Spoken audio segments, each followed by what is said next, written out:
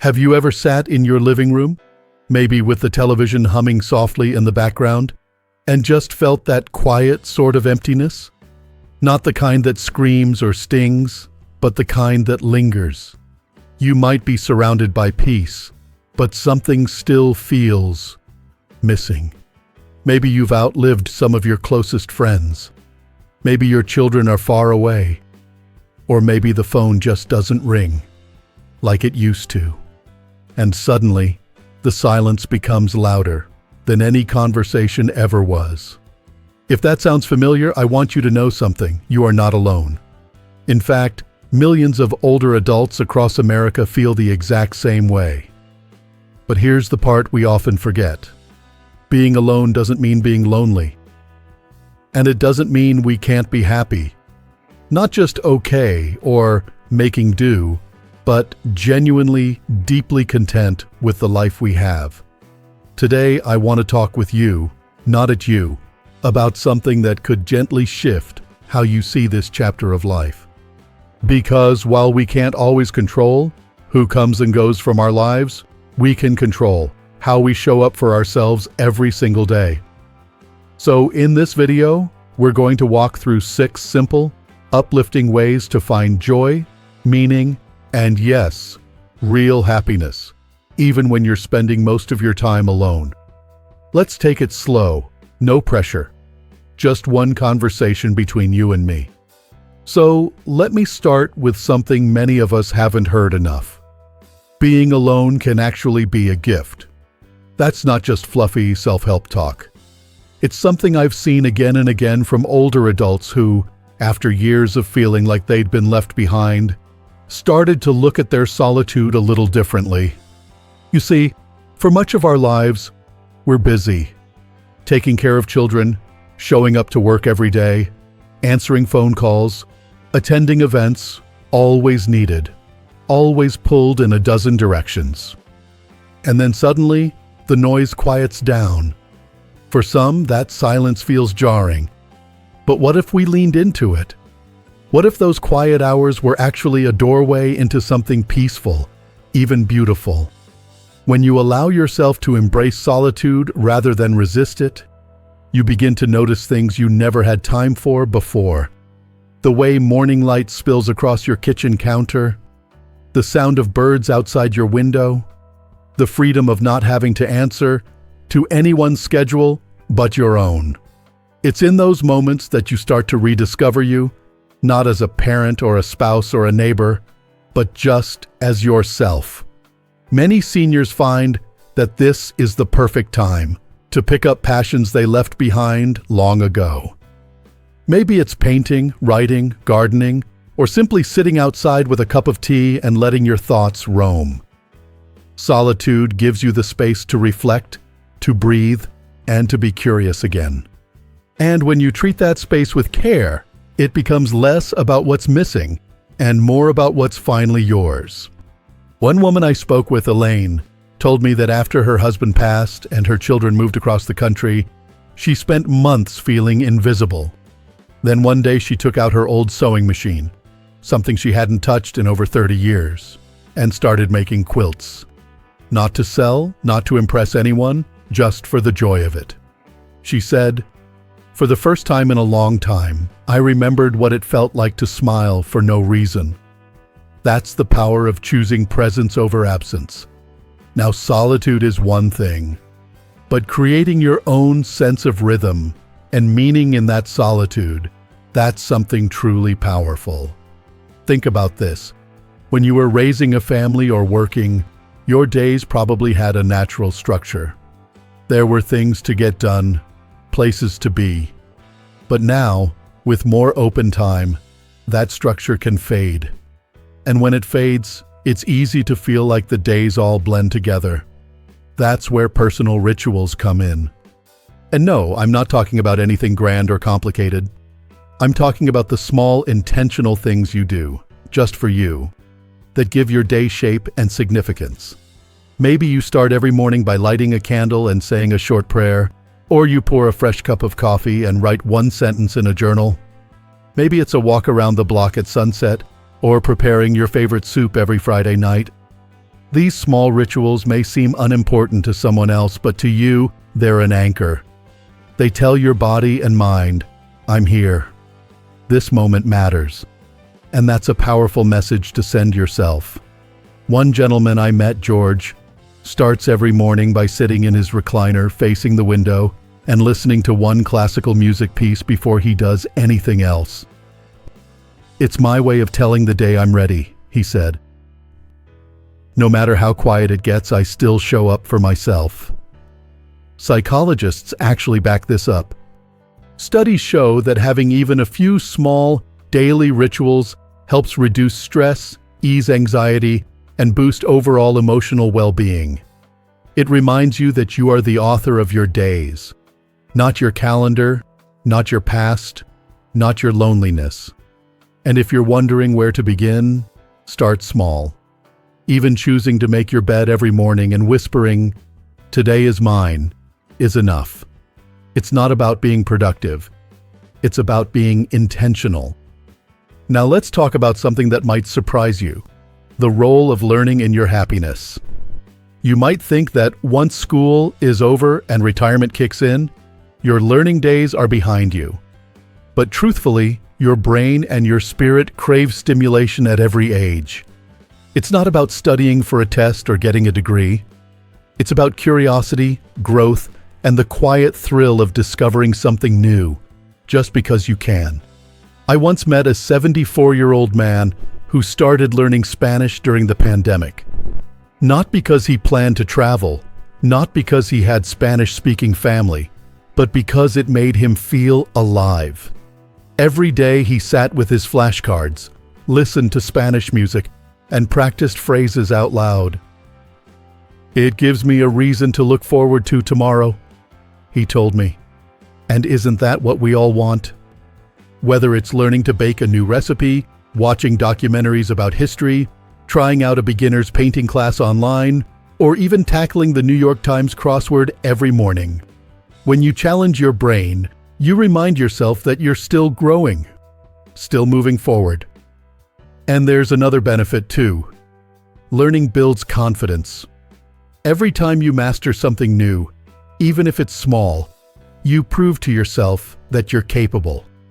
That sense of progress, especially when the world feels still around you, is priceless.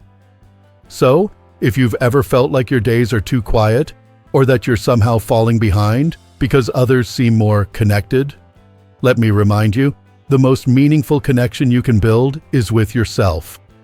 And that begins with embracing your own company, setting rituals that feed your soul, and learning not for others, but for the joy of it. You deserve a life that feels rich, fulfilling, and purposeful, whether or not you have a packed social calendar. And you are more than worthy of the happiness you seek. Let's keep going. Now that we've explored the importance of embracing solitude, building gentle daily rituals, and reigniting that spark for learning, let's talk about something else that's quietly transformative: reconnecting with nature and moving your body. You might not think of these things as emotional lifelines, but you'd be surprised how much a simple walk outside or a few minutes of gentle stretching can change your whole outlook. It's not about fitness or exercise in the traditional sense. It's about reconnecting with life itself. When you step outside, even just onto your porch or into your backyard, something shifts. The fresh air, the sky changing colors, the rhythm of the trees swaying. It all reminds you that you're still a part of something vast, something alive. And that connection, even if it's quiet, matters. It grounds you, it comforts you. It brings you back into the world gently. One woman I know, Martha, started going outside every morning to water her little garden. Nothing fancy, just a few pots of herbs and flowers. But she told me that watching them grow made her feel hopeful again.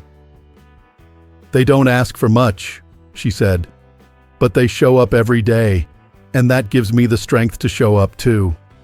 And movement, in any form, is like an act of kindness to your body and mind. Whether it's dancing slowly to a song you love, doing a bit of stretching in the morning sun, or walking to the mailbox with just a little more intention, Each motion reminds you that you're still here, still strong in your own way. We often think exercise has to be intense to matter. But the truth is, gentle, regular movement is one of the best gifts you can give yourself. It helps regulate your mood, eases anxiety, and even boosts your memory and sleep.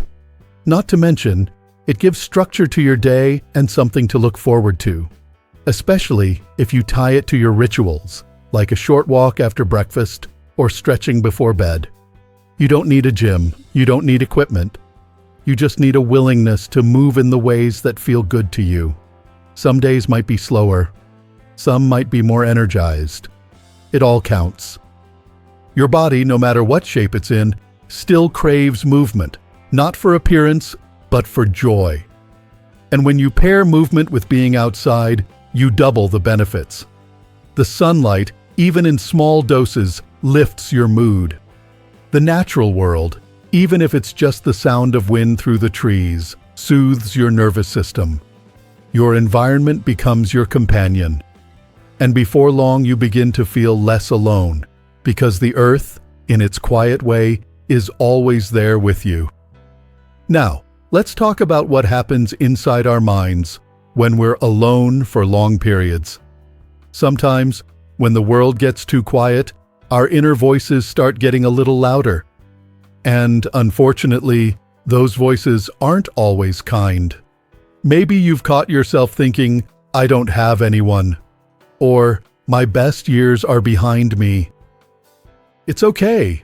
We've all had thoughts like that. But here's the truth. The way you talk to yourself matters more than you think. And the good news is you can change that inner dialogue starting right now. Let's begin with gratitude. It might sound simple, but when practiced consistently, it's life-changing. Each day, find just one thing, no matter how small, to be thankful for. Maybe it's the warmth of your favorite blanket. Maybe it's a song you haven't heard in years. Maybe it's the quiet, or even the fact that your body let you get out of bed today.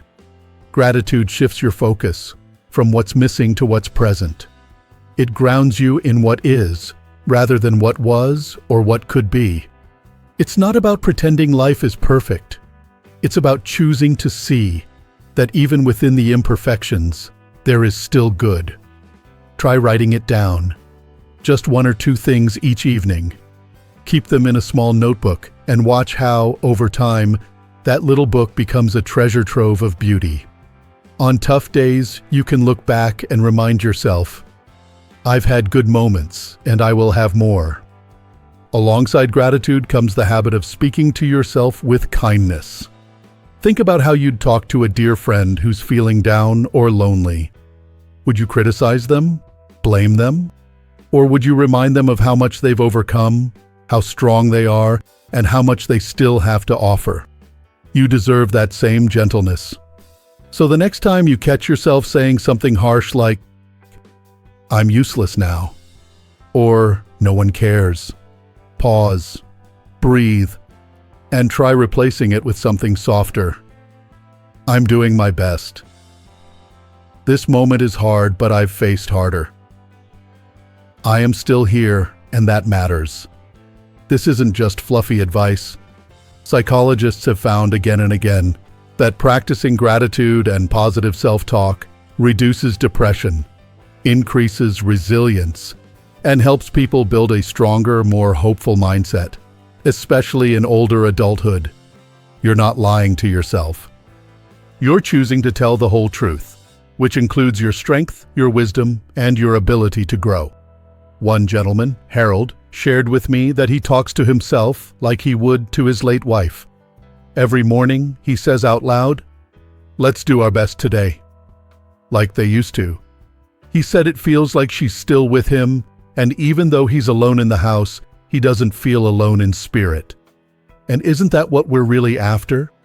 A way to feel connected to ourselves, to our past, to something meaningful, even when our days are quiet? Now, not everyone is going to understand your journey.